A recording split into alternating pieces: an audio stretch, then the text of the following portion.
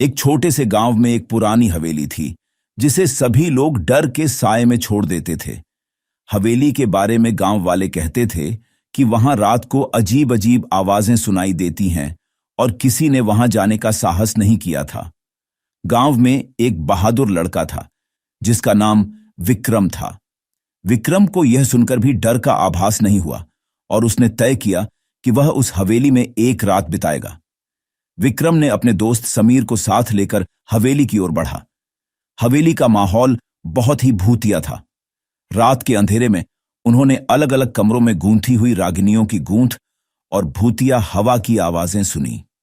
धीरे धीरे उन्होंने एक कमरे की ओर बढ़ते हुए एक बड़े साये को देखा। वह साया सफेद कपड़े में ढंका हुआ था और उसकी आंखों में एक अजीब सी चमक थी।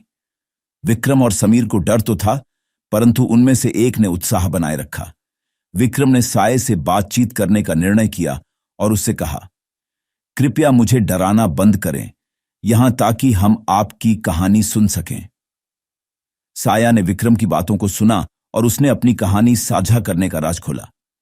यह एक पुरानी और भयंकर त्रासदी की कहानी थी, जिसमें उसे अनचाहे तौर पर हवेली में बंद कर दिया गया था। वह बताया कि उसे शांति नहीं मिली है और उसकी आत्मा अपनी कड़ी साजिशों में फंसी हुई है। विक्रम ने साये की कहानी को सुनकर उसे शांति की आवश्यकता है समझा और उसने उसकी मदद करने का निर्णय लिया।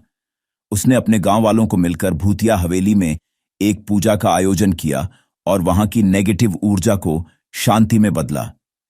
इस कहानी से हमें यह सीखने को मिलता है कि डर को मात करना हमेशा संभव है और किसी भी स्थिति में अगर हम साहसी बनते हैं तो हम अपने और दूसरों के लिए सहारा बन सकते हैं।